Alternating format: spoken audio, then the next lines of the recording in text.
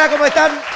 Bienvenidos a una nueva edición de País de Boludos, un programa hecho para terminar el domingo antes de que el domingo termine con vos. Esta semana fue directamente la fiesta de fin de año del gobierno, que por supuesto se hizo en Florida, a donde Javier, Gerardo, Karina, la princesota y el canciller Huerta viajaron para la cena con los aportantes de campaña de Donald Trump. Así Javier Gerardo fue uno de los 4 oradores, aunque a los 10 minutos le dijeron, ya está bien, buen hombre, vaya a comerse un grisín.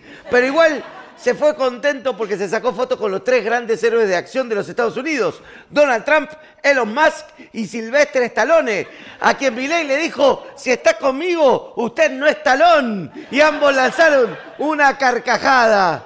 O eso solo pasó en mi mente. Pero bueno, eso fue el cierre de la semana. En Argentina el gobierno ya había arrancado la fiesta, celebrando éxitos macroeconómicos y la verdad es que tienen motivos, porque el plan de estabilización que plantearon está funcionando. Las variables ciclotímicas que solemos tener están empezando a ordenarse. El dólar se mantiene estable, bajó el riesgo país al número de 2018 y la inflación fue 2,7%, la más baja en 3 años. No queda otra, a festejar. Hicimos una reforma estructural 8 veces más grande que la de Menem, siendo que la de Menem había sido la más grande de la historia argentina, con lo cual hicimos la reforma estructural más grande de la historia argentina, pero con solamente el 15% de los diputados y el 10% de los senadores. Vaya que no hay forma de discutirme que somos el mejor gobierno de la historia, porque somos el mejor gobierno de la historia. ¡Qué alegrón! Nos uniríamos al festejo si no fuera que tenemos que elegir entre la sidra y pagar la luz. Y yo elegiría la sidra, pero mamado y oscuras puedo llegar a redecorar la casa a fuerza de chocar muebles a tal punto que el Feng Shui me renuncie por WhatsApp. Ahora, no quiero ser aguafiestas, pero vale mencionar que solo para estar como en diciembre del año pasado habría que mejorar los ingresos de esos 5 millones de nuevos pobres causados por el plan de estabilización. Y eso está difícil porque la recesión viene muy picante. Entre lo que cuestan los alquileres, con aumentos que casi duplican la inflación, más la tarifa de luz y el gas, el transporte, las prepagas y los celulares, ya solo esos rubros nomás te secan la full. Son una galleta de arroz con talco en la billetera. Nadie tiene un mango para nada, pero el gobierno también festeja una recomposición salarial y un aumento de la actividad que para verla directamente necesitas una medium. Por suerte en Casa Rosada tienen una que también hace tortas, así no te queda ese gusto a fantasma en la boca. Pero el mejor ministro de Economía de la historia está metido en el tema. Esta semana le contestó un usuario de Twitter que se quejaba justamente de la suba de los celulares, diciendo que él mismo está pensando en irse de Claro, porque siempre fue más turbio. Hola, sí, ¿qué tal? ¿Hablo con Claro? Claro. ¿Qué tal, pibe? Soy el Toto Caputo. Te llamo porque tengo la sensación de que estoy pagando mucho por el celu, ¿viste? Pero Toto, vos no sos el segundo funcionario más rico del gobierno con un aumento de patrimonio personal de más del 2000%. No me quemé, no politicemos todo, tiremos un plan. Y yo te diría que regules los mercados, que si no hacen todo lo que quieren, esto es un viva la chota. No, maestro, un plan de celu, tirame, un plan de celu, uno baratito. Bueno, te puedo ofrecer una bonificación del 30% por 6 meses. Ajá, ¿y eso viene con cuántos minutos de deuda? Lo que sí es fácil ver es quiénes son los perdedores de este modelo. Solo hace falta ir a contar los moretones. Los más golpeados, metafórica y literalmente, fueron educación, salud y jubilados, que además de recibir un feroz recorte, dejaron de recibir un montón de medicamentos. Pero bueno, como decían los hermanos Cohen, el country no es para viejos. A lo que vamos es que es realmente pelotudo agarrar un país que venía pésimo, hundirlo en una flor de recesión y andar canchereando por ahí cuando un par de números mejoran. Nosotros, los que vivimos la convertibilidad, sabemos que se puede estar como el orto con estabilidad y sin inflación. Además de que es súper mufa festejar antes de tiempo. Hacé tu laburo y esperá que te lo reconozcan. Si no es como ir a una primera cita diciendo, vos no sabés cómo cojo, ¿eh? La rompo. La cama rompiste, viejo. La próxima probá a hacer el amor sin la motosierra. En fin, antes de meternos en el tema que queremos desarrollar esta semana, te contamos que País de Boludos es un programa completamente independiente de partidos políticos, fundaciones y empresas. Es totalmente gratis para quien lo quiera ver y se financia exclusivamente con aportes del público. Este año ya haremos 33 programas y falta solamente uno la semana que viene, ¿eh? Más que cualquier año grabamos, ¿eh? Dicho sea de paso, no aumentamos el precio de las suscripciones en ningún mes. Así que, si te gustó lo que hicimos este año, podés girarnos una pequeña suma ingresando a este QR que está a mi derecha o a paisdeboludos.com.ar, ¿eh? Ahora sí, vamos con el tema de hoy. Eran archirrivales. Durante años jugaron un superclásico que parecía eterno. Él la persiguió judicialmente, con los medios, le ganó en la provincia de Buenos Aires, la acorraló políticamente. Pero ella escapó, reorganizó el peronismo, armó los Avengers de Perón y puso al Capitán Beto, y ganó. Aunque derrotado, él revivió de las cenizas como el gato Félix, dispuesto a volver y destruirla. Pero ahí es cuando aparece un tercero en la disputa de poder, fogoneado por sectores peronistas que pensaban que le robe votos a Juntos por el Cambio es nuestra única chance de ganar. Ella pensó que con esta jugada le pintaría la cara a él, y así fue, pero él le terminó ganando a él, y después a ella, con la ayuda de él. Hoy él y ella luchan por retener el poder que les queda. La Cristina y el Mauricio, dos llamas que se extinguen o dos fuegos que se repliegan mientras esperan el fracaso del león. Si la política argentina fuera un juego de mesa con varios jugadores, por ejemplo el juego de la loca podría ser, o la casita rosada, bueno, esta semana se vio con claridad cómo Javier Milei concentra poder mientras Cristina Kirchner y Mauricio Macri juntan arena con las manos. Pero es como la teoría esa de la sábana corta, ¿vieron? Que cuando uno tira el otro se destapa. Bueno, acá sería como que Milei concentra el poder, o sea, estaría en el centro de una cama de 3 plazas, así como juntando sábanas como para adentro, y Cristina y Macri en los costados, y los perros, la luz apagada, el bidón de vaselina, bueno, se entiende. En fin, cuestión es que no sé por qué todos miraban con desconfianza el gobierno de Javier Gerardo y vaticinaban que su fracaso iba a estar en la gobernabilidad. Aventuraban cuándo iba a caer, como quien ve un panda de 300 kilos sobre una ramita de abedul. Pero de pronto el Jabo se afianzó, alcanzó objetivos, compró voluntades y acumuló poder, mientras los dos grandes protagonistas del antagonismo nacional se encuentran en un momento en el que les cuesta revalidar políticamente sus credenciales. Habrá que ver cuál es más solvente y cuál es más soluto. Un chiste para los químicos, que los tenemos medio abandonados.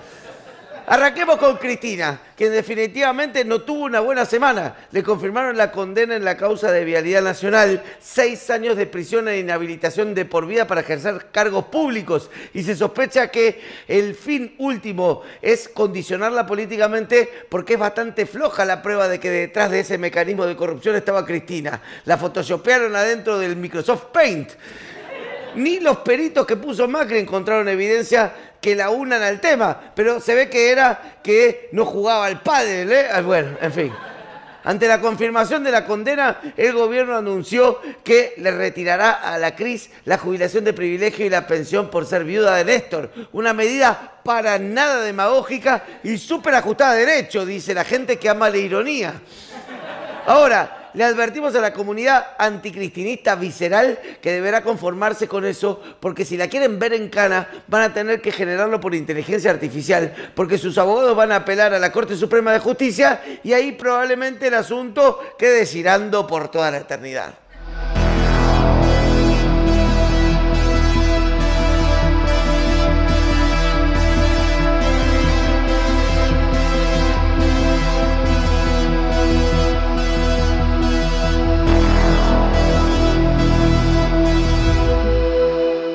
Es que es mucho más útil tener el expediente de Cristina que condenarla. Mientras conservan ese poder, pueden forzar una negociación y de esta forma el máximo tribunal se queda con una herramienta política muy útil. O hacer lo que te pedimos o te condenamos. Dominación judicial por siempre. Nombran a la Corte directamente a Christian Grey, o en su defecto a Fernando Grey.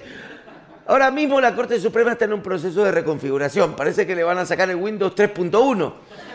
El gobierno quiere jubilar a Juan Carlos Maqueda, ahora en diciembre, porque cumple 75 años el 29, los ñoquis de verano, que no hace falta ponerles queso rallado porque te los sala directamente el sudor. Y se sabe que en este mes que queda de sesiones en el Congreso van a meterle pata para ver si llegan a que el Senado apruebe los candidatos del Ejecutivo a la Corte. Ariel Lijo, quien dice que tiene los votos, además del cariño inacabable de Carlos Pani, y Manuel García Mansilla, quien es menos popular que Grabois en el coloquio de ideas. Como el peronismo tiene la mayoría en el Senado, podría estar en agenda de la negociación terminar con la persecución judicial de Cristina a cambio de que los senadores del PJ voten la designación de los jueces oficialistas. Al hijo medio que ya lo votan. El perno es Mansilla. El título de abogado no es una patente de corso. Al contrario, es una profesión noble que tiene como deber inexcusable el proceder de forma honrada, leal y digna. El comportamiento ético de los hombres y mujeres de derecho es una condición indispensable. Pero si esto no pasara, el Javier Gerardo podría designar los jueces por decreto en comisión por un año, al igual que hizo el Mauricio, que ahora se da el lujo de tuitear: un país que respeta las instituciones siempre tiene futuro. Porque el Mauri es así, republicano en la cita, autócrata en la reposera. Pero al Senado va a llegar mucha más rosca judicial. Uno de los jueces que acaba de ratificar la condena de Cristina también está rosqueando para ver si llega a Procurador General de la Nación, Mariano Boriski. Y además el gobierno mandó el pliego de 150 candidatos a jueces y fiscales y defensores oficiales federales. Una escola de samba legal. Cristina podría candidatearse el año que viene a ser diputada, obtener fueros y blindarse. Excepto que, y acá aparece el otro frente para ella, que es que se apruebe en el Congreso un proyecto de ley del PRO llamado Ficha Limpia, por el que ninguna persona con una condena de segunda instancia por un delito de corrupción puede presentarse a ocupar un cargo electivo. Si esa ley se aprobara, Cristina estaría game over para competir el año que viene. La norma se tratará el miércoles en diputados. De aprobarse pasaría al Senado, pero está bastante verde todavía. Ahora, hablemos de lo que le toca vivir al Mauricio, que está en un tira y afloje permanente con el gobierno, que sabe que se le va extinguiendo el poder a medida que pasa el tiempo, como esas bengalas que le ponen a las tortas que se terminan de cantar feliz cumpleaños y la soplás así como un tarado y no se apaga. Bueno, y si tenés paciencia se apaga solita. Bueno, al Mauricio, sin embargo, se lo ve nada que ver con esas bengalas, se lo ve muy activo.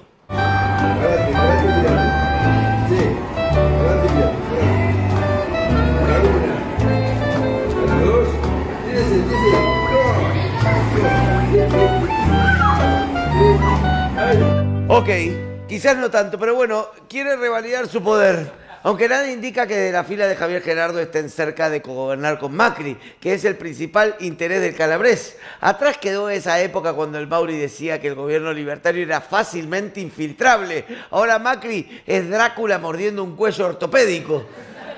Es bastante gracioso ver cómo Macri en sus declaraciones intenta subirse el precio. Se despacha, se hace el estadista, se queja de que Santiago Caputo no lo llama y que él podría aportar al gobierno una galería de funcionarios hipercapacitados de camisa celeste que vienen de chocar la calecita hace solo 6 años. Y peor, lo que ni siquiera puede ofrecer el PRO son votos. Varias consultoras los midieron en distintos distritos y viene dando entre 5 y 10% de intención de voto. Menos graduación que un vino tinto de cajita. Y se vienen las elecciones ahora de mediano término, donde se espera que el oficialismo le vaya mucho mejor y ya no necesiten de los diputados del PRO. Lo único que puede ofrecer entonces el Mauricio es cierta capacidad de obstaculizar. El PRO tiene actualmente 37 diputados, que es un número no determinante, pero importante. Más cuando los vetos se deciden en una sola Cámara. Pero si de pronto Macri decidiera romper lanzas con el gobierno, corre el riesgo de que muchos de su bloque, los de Burrich por ejemplo, le digan: es hora de componer nuevas canciones. Y lo dejen angustiado en la angostura. Vamos a ver cómo ve este panorama de fortaleza del gobierno Valeria Di Croce, autora de El Arca de Milei, un libro sobre las condiciones sociales que hicieron que flotara el Arca de Milei.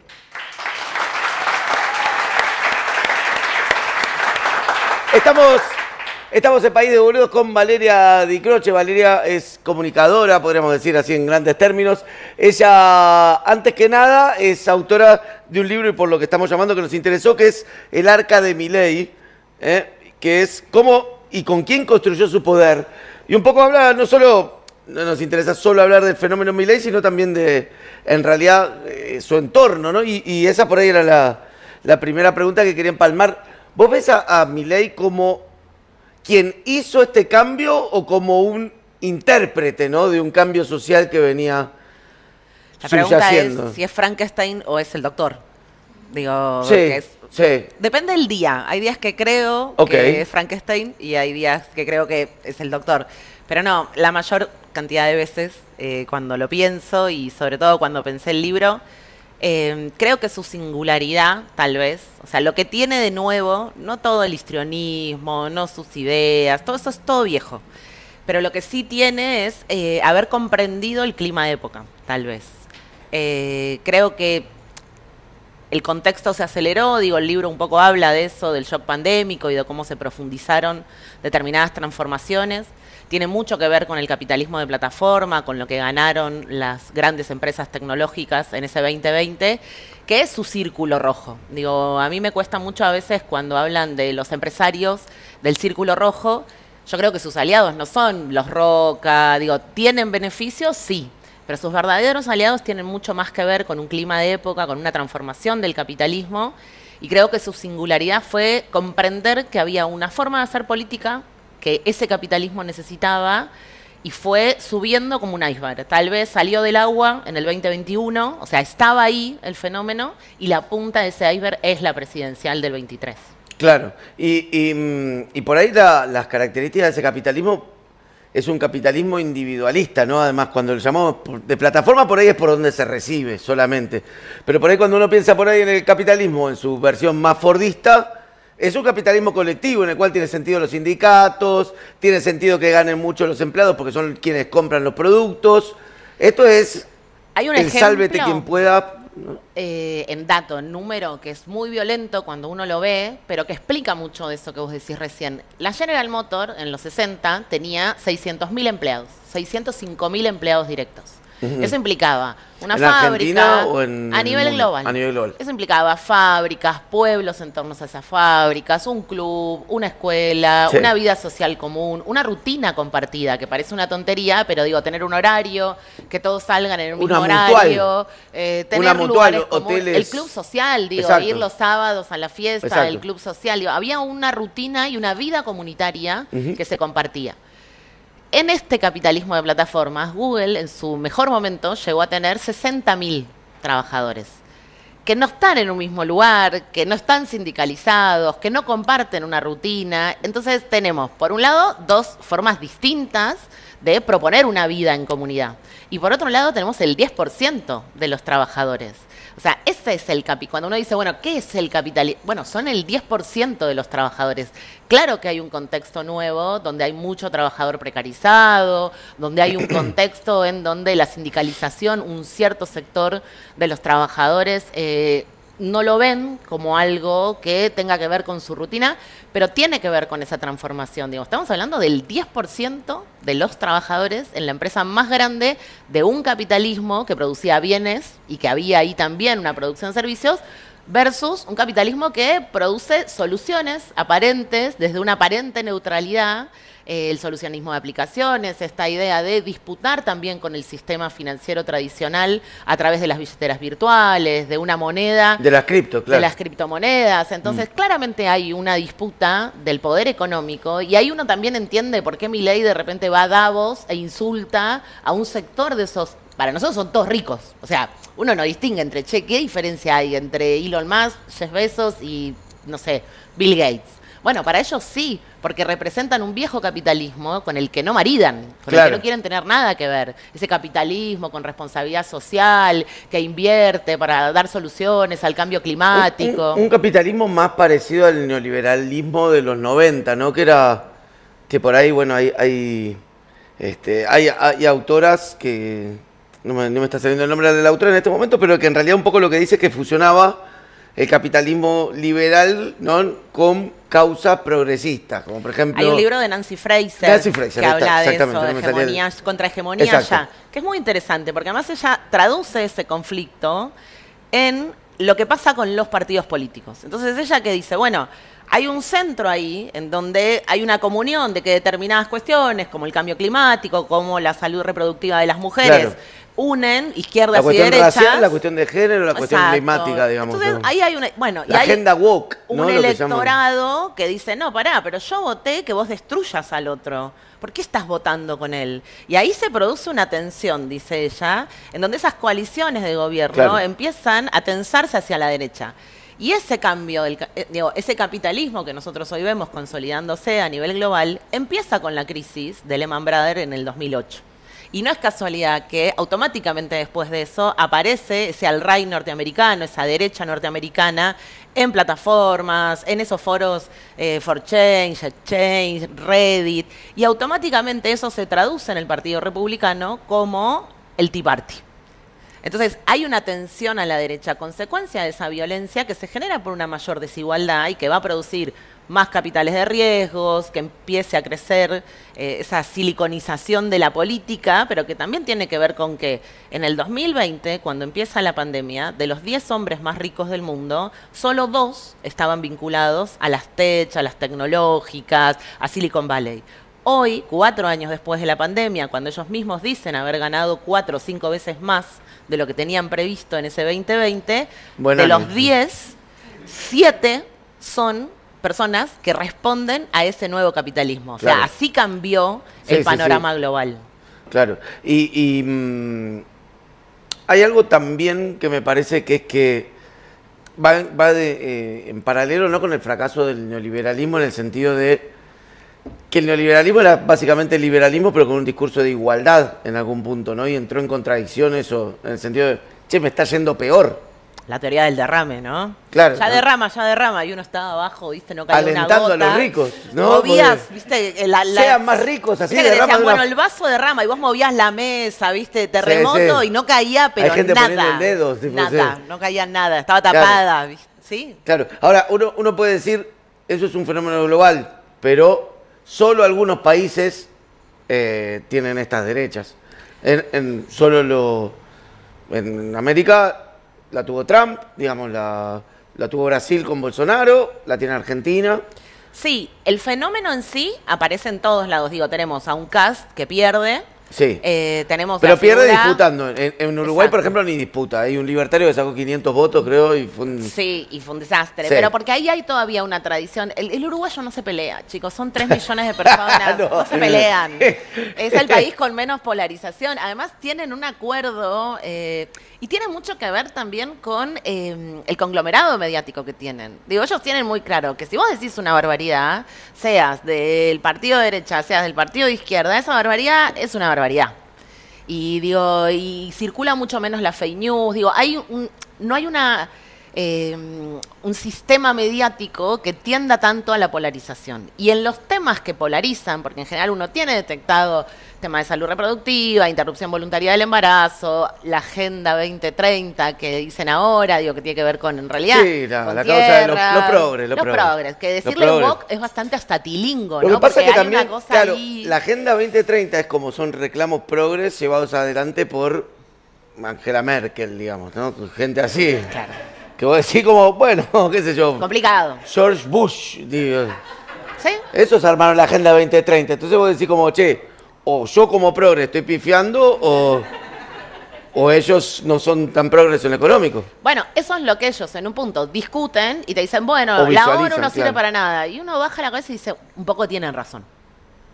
Digo, cuando Trump, hay una escena en el primer gobierno de Trump, que yo me acuerdo que cuando la vi, que es Trump saliendo con Putin del Salón Oval, ese Sí. famoso Salón Oval, se abren las puertas, conferencia de prensa, un montón de gente. Y Trump sale, digo, había un escándalo porque era Trump con Putin, Rusia, tipo el fin de una cosa así horrorosa. Y cuando salen, empieza Trump a decir, bueno, el periodismo es corporativo, las corporaciones, la CIA hay que destruirla, el FBI no sirve para nada. Y uno miraba eso y decía, tiene razón. O sea, un poco de razón querías dar. Y ahí es donde entras en contradicción. Decís, bueno, yo con eso que está diciendo creo Sí, que sí. tengo una coincidencia. Después con un montón de otras cosas, no. Claro. Pero el debate está tan degradado en esa polarización que se genera que uno no puede ni siquiera decir, viste, vos decís, no, yo creo que, la domaron. Viste, vos decís, no, pará, te estoy diciendo que eso Bueno, está domados bien. estamos todos, ¿no? Como, Bueno, pero hay una cosa ahí complicada, donde decís, che, pero estoy diciendo otra cosa. Sí. Y no hay escucha posible, hay como una intolerancia al debate, cuando en realidad lo que están discutiendo es son ideas.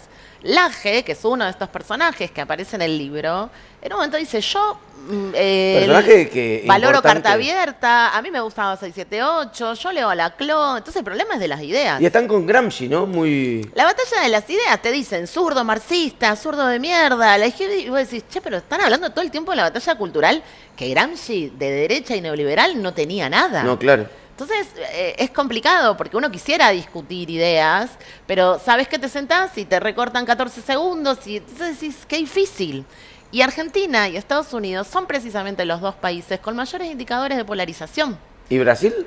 Brasil no llega a tener el indicador de polarización tan profundo como lo tiene en Argentina, viene un poquito más atrás, digamos. No quiero dudar de los indicadores para nada, pero también a veces me pasa que cuando uno siempre piensa, porque todos tenemos este pensamiento, qué mundo de mierda, qué época de mierda me tocó, qué sé yo, también hubo, bombardeo en la Plaza de Mayo, ¿no? Eso, si hablamos de polarización, viene sucediendo lo hace fusilaron a Dorrego, 70 años de polarización vivimos. 80 va a ser el año que viene. 80. Ya tienen que cambiar el discurso porque vienen diciendo 70 hace 10 años. Pero hay una lógica, después te vi en la entrevista que te hizo Pani, que salió la semana pasada. Muy amoroso. Tuvo temas, ahí hubo temas, ¿no? Que estaba, hace autocrítica quería, ¿no? Pero ahí sí, para mí hay una lectura que me parece interesante ahí, que es, pareciera que en Argentina también, y por ahí interpretando un poco lo que quería que le responda Pani, porque buscaba algo. Repreguntando. No, parecía algo que como que se dio como una tormenta perfecta en Argentina para que llegue Milei. O sea, tuvimos una cuarentena. Una cuarentena que se convirtió en una militancia extrema de un presidente que después, un año después de la declaración, echa por la borda con dos hechos muy concretos y muy puntuales, que son de la foto de Olivos y después no le quiero llamar vacunatorio VIP porque me siento Johnny Viale, pero digo, ¿para qué vacunar a Berbisky, no? Es lo que... Y llega un momento que decís como, bueno, hay una superestructura que me está cagando. Y lo acabo de ver. Y no solo tenía la sospecha por el vacunatorio VIP, sino que ahora tengo una imagen de cómo me tuvieron encerrado. Entonces, es contundente en algún punto. Ayudó muchísimo el gobierno de Alberto a que el fenómeno Milei crezca más allá de los dispositivos tecnológicos, ¿no? Sí, pero podríamos decir que es la frutilla del postre, digo, un poco lo que el libro viene a discutir. El libro es muy peleador, pero no el libro en sí. El libro. El origen del libro, no yo. Yo no peleo. No, ese libro es muy peleador, yo a veces lo tengo que contener. Calmate. Calmate. Vos hablabas de los bombardeos del 55, digo, podemos hablar de una tradición de violencia en la Argentina, podemos ir a Dorrego, a los fusilamientos de Dorrego, digo, podemos hacer una trazabilidad de la violencia en la República Argentina, podemos entrar a hablar de la Patagonia, de donde yo vengo, y la tradición de violencia que hay en la Patagonia. A mí lo que me costaba mucho después del triunfo de Milei era ese reduccionismo, salir a buscar culpables. Los que no la vieron salían a buscar culpables. Los que hasta 5 minutos antes del triunfo muy contundente de Milei en el balotaje te decían, no gana. De repente era, bueno, las culpas de las feministas, del gobierno anterior, se pasaron 3 pueblos. La mina y los putos. Y vos decías, che, paren. O sea, no, porque acá viene pasando algo, porque hay algo también ahí de no hacerse cargo. Claro. ¿No? Entonces, buscar en mí la respuesta, volviendo a la pregunta que ese día hace Carlos, de bueno, pero ¿y no tuvieron nada que ver?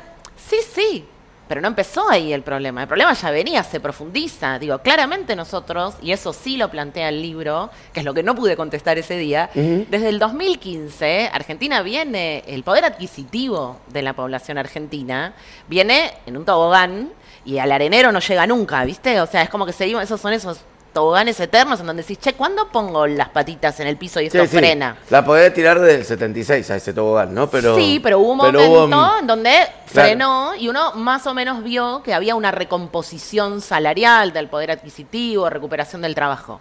Lo que el libro viene a decir es, en el 2015, entre el 2015 y el 2019, el shock económico es muy fuerte y su hito es el regreso al Fondo Monetario Internacional con todo lo que eso implica después. Porque en el momento uno puede discutir si está bien, si está mal. Yo creo que está mal siempre, digo, pedirle plata al fondo, pero el tema son las consecuencias de ese préstamo y qué va a pasar después. Y hoy, aún hoy, estamos viendo que cuando te dicen que no hay plata para las universidades, para los jubilados, sí hay plata en el Banco de Nueva York para pagar lo que hay que pagar como vencimiento en el verano del 25. Entonces, plata hay, pero hay una decisión a partir de un endeudamiento que se toma en el 18 de que la prioridad va a ser pagarle al fondo. Digo, Milei hoy dice abiertamente que el ajuste que él propone es mayor que el del fondo. Y uno se pregunta, ¿qué nos pasó? Que de repente el fondo, teníamos publicidades en donde el fondo ya era una palabra que los pibes y las pibas no conocían, nuestra generación sí, y de repente, digo, todos sabemos que bueno, ahí está el fondo de nuevo, hay que pagar, ya no sabemos cuánto hay que pagar, es tanto lo que... Entonces ahí había una discusión pendiente y tuvo consecuencias.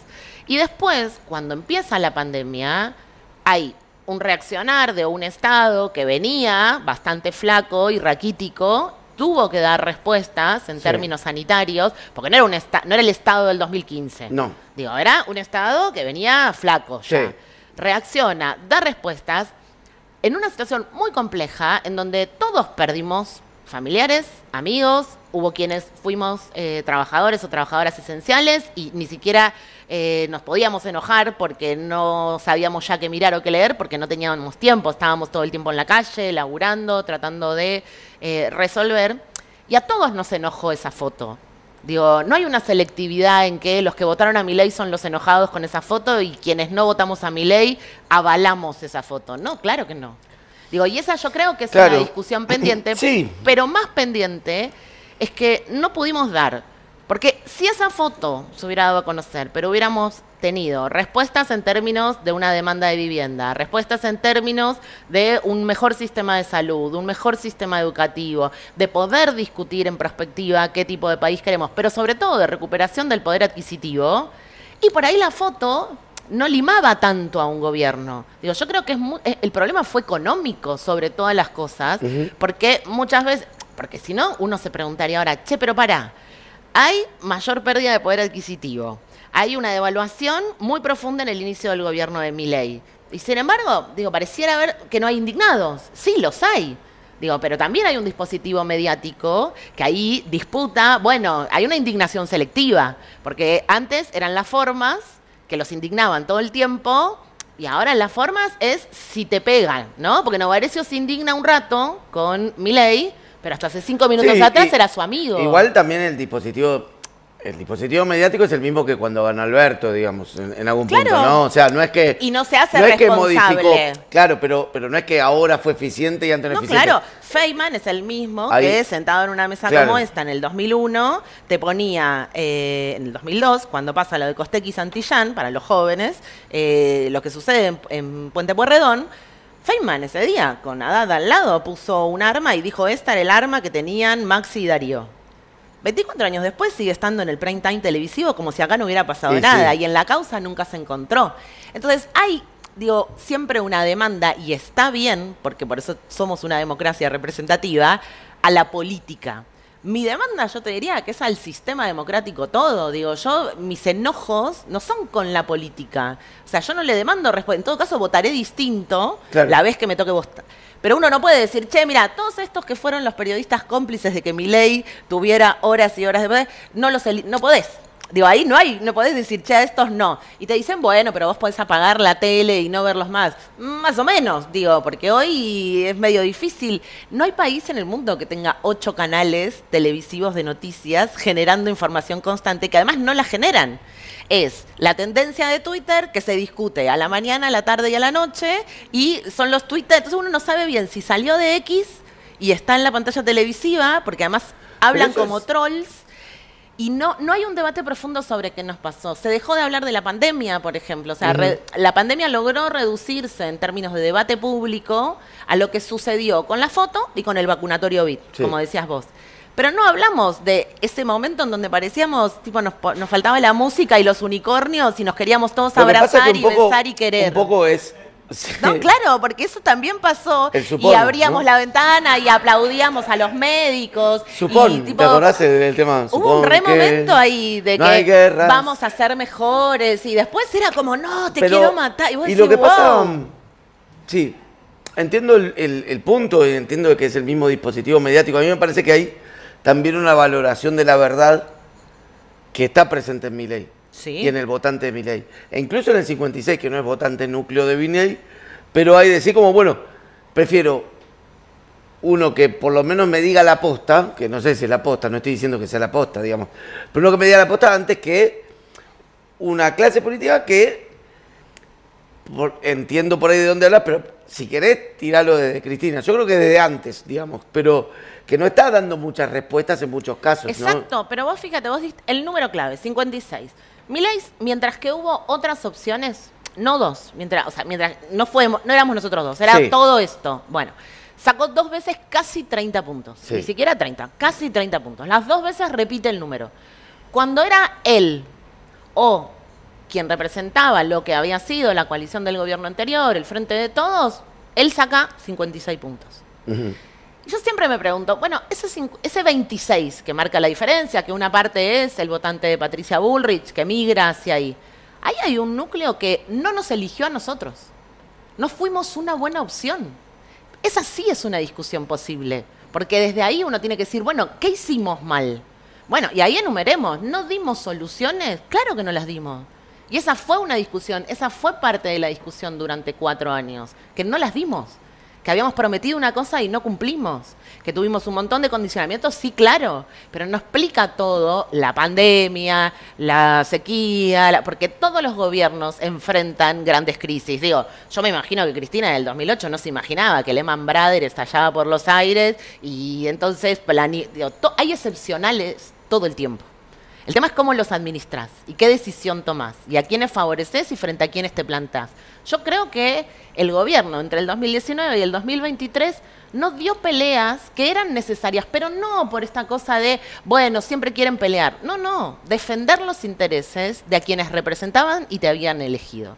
Entonces digo, ahí hay una discusión posible, porque uno se puede enojar mucho hoy con Marcos Galperín, pero fue el gobierno del Frente de Todos el que le permitió un crecimiento eximiéndolo de impuestos. Entonces, simbólicamente podemos decir, sí, se fue a vivir Uruguay, paga menos impuestos. Sí, pero ahí hubo una habilitación. Sí, también podemos decir que uno se queja mucho del kirchnerismo de Manieto, pero fue quien le dio la fusión de Cablevisión con... Por eso, ¿no? podemos todo ponerlo sobre la mesa y discutirlo. La realidad nos vuelve a enfrentar a que entre el 2003 y el 2015 la cotidiana de la gente mejoró y del 2015 hasta el año pasado no.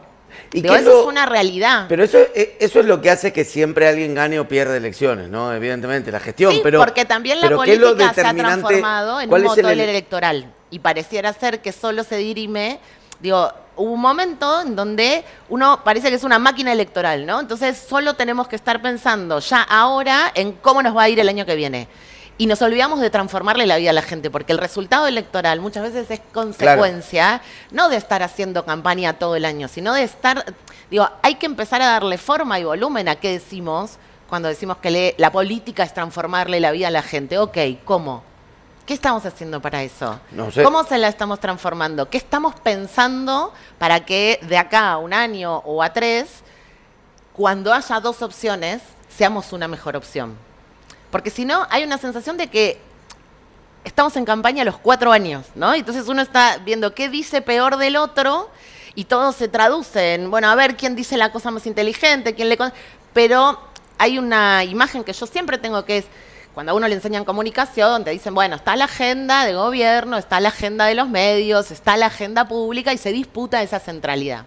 Mi sensación es que la gente, ese abstracto gente, desde Lilita diciendo camina por la calle y los quieren matar, y después te desayunabas millones de personas en la calle y decías, che, acá está todo el mundo festejando, escuchando a los olimareños, parece que acá pasó algo, una burbuja en el tiempo, nadie quiere matar a nadie y están bárbaros. A un pibe que le pone un arma en la cabeza a la vicepresidenta, algo ahí pasó. Digo, hay una trazabilidad ahí de cómo se fueron corriendo límites de los que la política no es la única responsable. Digo, hubo una validación social, pero sobre todo una validación de esa palabra violenta que fue incrementándose, y en un momento era, a ver, tipo, uno no sabía si Fernando Iglesias era un troll o un político, y mientras tanto la gente así, ¿viste? Vos estabas mirando y diciendo, Era un che, escritor de origen. Pero se entiende, no. Pero eso tiene que ver con las redes, digamos. correrle- Eso tiene que ver con la lectura de las redes, me parece, quizás, ¿no? Como con yo el dejé procesamiento hablar- de la política a través de las redes sociales. O sea, la mayoría de la gente se informa hoy en Ahí día a sí través de las funcionó redes. la teoría del derrame. Ahí derramó. La palabra de las redes derramó en la política y derramó en los medios de comunicación. Sí, ya Por eso está. yo hablo de un ecosistema. De repente uno decía, bueno, eso está pasando en las redes. Y de repente, por una flexibilización laboral, porque hubo 4.500 trabajadores y trabajadoras de prensa despedidos durante el macrismo, y hubo una degradación del trabajador de prensa que tiene que tener 4 trabajos para que le alcance la guita, entonces uno dice, che, ¿y por qué no investiga? y Y, también vos decís, una- está a la mañana en la radio, en el mediodía está en un portal, a la noche está en un También stream. una reconversión de los medios, digamos, ¿no? Sí. Que incluso también hacen que sea hasta natural esa reconversión, ¿no? Porque en algún punto termina siendo estructuras armatostes los medios de comunicación tradicionales en cuanto al nivel de llegada que puedes tener hoy en día. Sí, y generan hasta noticias en los portales con IA. Digo, Pero- eso empieza a pasar y vos decís, bueno, en esa degradación donde los trabajadores de prensa sufren, digo, el 50% de Telam se lo despide durante el macrismo, digo, hay ahí bueno, y entonces ¿quién empieza a llevar esa voz? Y empieza a derramar y de repente cuando uno lo escucha, a un pibe como Agustín Romo, que era el que conducía la comunicación digital de La Libertad Avanza en la campaña del 21, muy suelto de cuerpo, decir, bueno, nosotros a la mañana instalábamos una tendencia y para la noche eso estaba en el prime time televisivo. Sí, tiene razón. A 0 pesos, claro. Entonces, el tema es, ¿en qué momento los medios comenzaron a validar que eso que pasaba en las redes, que es en términos de normativo, no hay lo mismo tenerte en la cara y decirte las barbaridades que te dicen que no tenerlo. Y cuando yo veo el paralelo entre la llegada de Trump en el 16, hay un ecosistema similar y también hay una falta de respuestas de la política. Claro que sí. Por eso digo, no es una cosa y la otra no. Es un combo. Ujú. Por eso digo que el mal gobierno del Frente de Todos es la frutilla del postre. El tema es... Ayudó un montón, pero bueno, son visiones. No, pero por eso digo, sí. pero en el libro, cuando yo hablo de los Pero tres, ahora yo- digo, en este mismo ecosistema, Sí. ¿no? Facciones tipo como Moreno, ¿no? Moreno crece más en el ecosistema que después cuando lo cotejás con la realidad, Sí, no pasó a las pasos, si no recuerdo mal. en las últimas elecciones. Exacto. Pero no en la última, en las últimas en general. Pero por eso, pero igual su nivel de incidencia en la conversación pública es alto. Bueno, pero yo ahí hago una pregunta. Hagámosla, estamos charlando, ¿no? Es que Pero además es algo que yo no tengo tengo resuelto. estoy igual de desconcertado que vos. Hay una cosa que dice... De hecho, el libro me interesa, la primera frase dice, lo primero, salgamos del estupor, dice la primera, ¿no? Es así. Sí. Ya es hora de salir del estado de estupor. Lo dice Ernesto Pico, que Yo es el sigo estupor. editor y es un muy buen editor. Sigo además. estupodo. Sí, no sé si tiene un... compleja. En estado de sería, Sí, tiene sí. que haber una composición ahí. Es que no me gusta el estado. No. Y ahí empezaba, viste, con bandera negra y amarilla. Hagamos el siguiente, perdóname, te interrumpí. No, hay un ejercicio ahí para hacer. Digo, a todos los que están en estado de estupor, ¿les interesa más que nos sigamos gritando, nos sigamos insultando y hagamos un drama televisivo gritando más fuerte y uno diciendo la barbaridad más grande que el otro y diciendo que el problema son a vez? ¿O les interesaría saber de verdad qué nos pasó, cómo llegamos, que bajemos el tono, que no nos gritemos, que nos empecemos a Vos escuchar decís en más? el campo popular. Sí, yo estoy convencida que no hay que gritarse más, hay que escucharse un montón. Porque, insisto que la pandemia, hay algo que cambia en la pandemia, sobre todo para el campo nacional y popular, que es la posibilidad de encontrarnos. Y eso es, yo no sé hasta qué momento vamos a mirar para otro lado y no asumir que hay un cambio en la construcción de subjetividad y de pensarnos en comunidad, que en ese momento se profundiza. Sin dudas. Es muy difícil. ¿Se acuerdan que hubo un momento? Digo, yo pongo ejemplos muy cotidianos porque son las cosas que uno puede ir recortando incluso intergeneracionalmente. Hubo un momento que nadie quería hacer más un Zoom, ya no querías entrar más al Zoom, decía que se termine esto. Y ahora viste que cualquiera te dice, che, charlamos, conversamos de esto, hacemos un meet. Y vos decís, pero Sí. ¿por qué? Si vivimos a 5 Pero cuadras, cumpleaños nunca venite, más, sí, sí. nos juntamos. El Cumpleaños. no. cumpleaños nunca No, más. ese no. Nunca más. Nunca más. Si viene otra pandemia, se terminan los cumpleaños. Pero viste que hay una cosa de yo sé que son boludeces, perdón Sí, que me sí. ponga, pero son cosas que uno ve cotidianamente. Te mandan un audio, ¿no? Que es un toque más largo de lo que debería ser, según el parámetro de cada uno, lo pones en 2x. Digo, si no nos podemos dar el tiempo de escuchar al otro en el tiempo que el otro habla y nos está diciendo algo, tenemos un problemón. Porque difícilmente podamos salir de este momento complejo y de este presente complejo que nos interpela a todos. No es un problema de la política, ya es un problema, digo, para mí estamos disputando cómo habitamos el mundo que viene. Esa es la pelea. Ya ni siquiera, digo, es horrible lo que dice. A mí mi ley ya ni me importa. Me importa que esta forma de hacer política y de vivir es la que propone un tipo como Elon Musk, que lo que te está diciendo, que es un tipo más poderoso que un Estado y que es capaz de comprar una empresa por lo que Argentina le debe al Fondo Monetario Internacional, que es el equivalente al préstamo más grande de la historia. Digo, viste que a Milei le gusta decir, bueno, ese es el más grande de la historia mundial. No hay otro como ese. Bueno, esos tipos son los que cuando vos escuchás, lees, le seguís, te dicen, bueno, yo propongo un mundo en donde hay que tener muchos hijos, pero no puedo perder el tiempo teniendo relaciones sexuales. Entonces yo solo mi primer hijo lo tuve en una relación de varón. El resto todo lo resuelve la tecnología, porque no tengo tiempo que perder. Digo, si pará, amigo, ahí hay algo raro. Si vos me decís que no tenés tiempo querés tener hijos, pero no podés perder tiempo teniendo, o sea, procreando. No, es una pérdida de tiempo. Entonces, agarro, voy, resuelvo todo con la tecnología. Se sienten dioses. Hay ahí un nuevo sujeto global que entiende que puede hacer robot para que te sirvan el vaso de agua, que puede generar inteligencia artificial. Recordemos que Ant-Man era empleado todo, que en un momento vuelve, de Elon Musk. Y en un momento Elon Musk lo dice, hay que trabajar hasta morir. Yo soy peronista. Yo digo, la teoría de que hay que trabajar hasta morir, no. Hay que trabajar hasta el viernes a la tarde, el sábado uno hace las compras porque le alcanza la guita para ir al supermercado y el domingo come un asado. Yo trabajo para eso, no para morirme.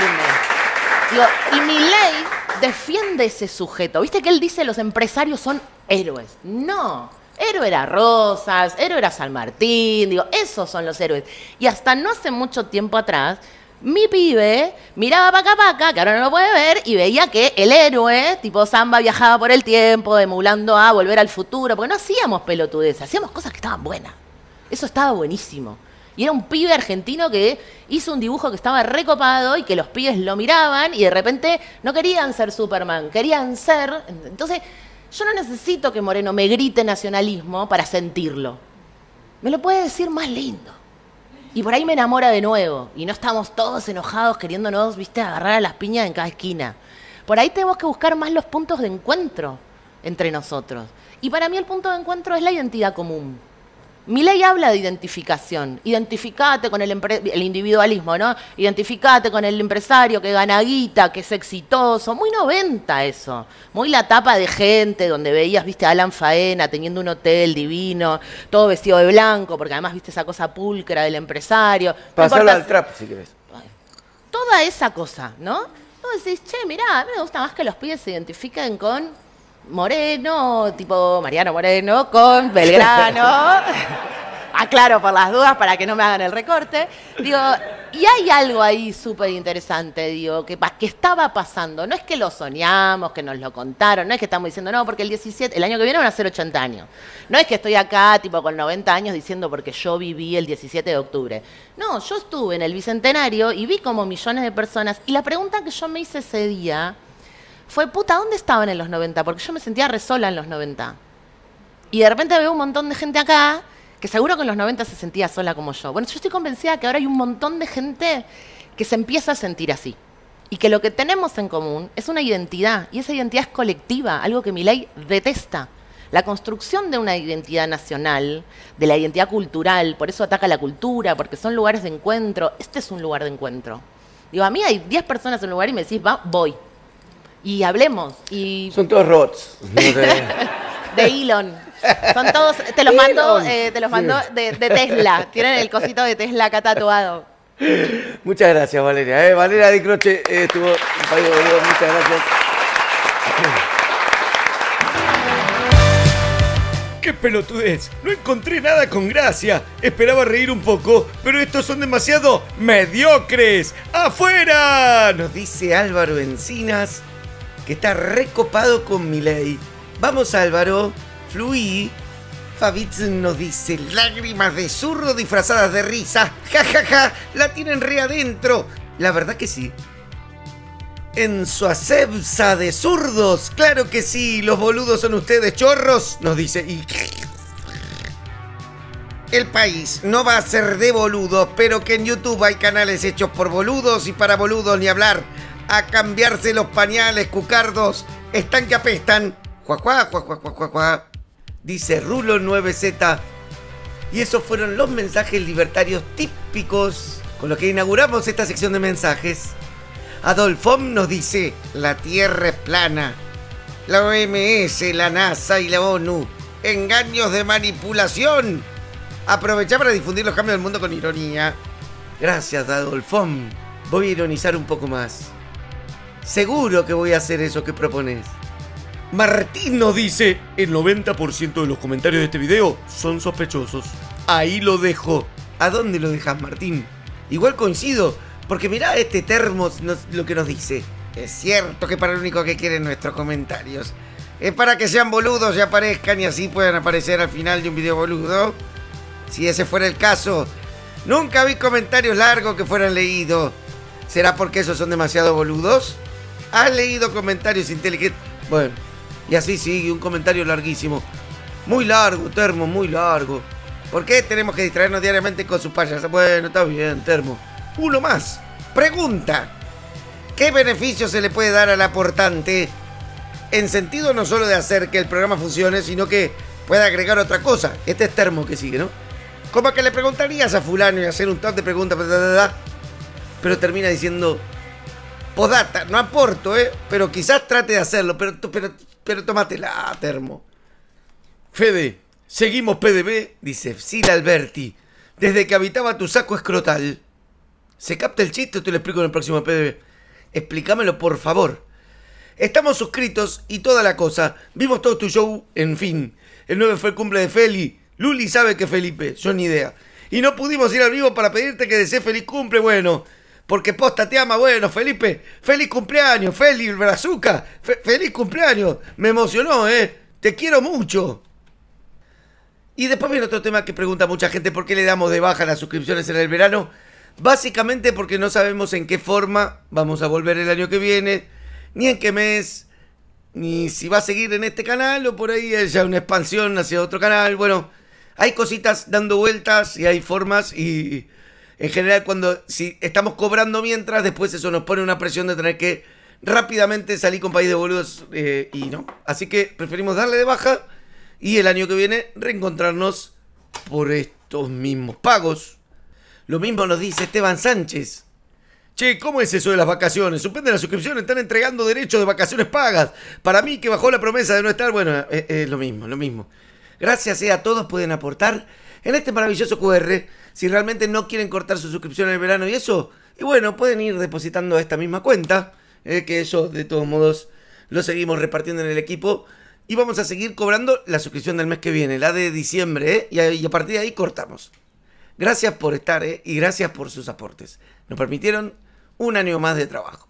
Bueno, muchísimas gracias por haber llegado al final de País de Boludos. Este es anteúltimo programa, les recordamos el que viene ya es directamente el último. Estamos llegando con 3 cilindros. Nos vemos la semana que viene. Chao. Gracias.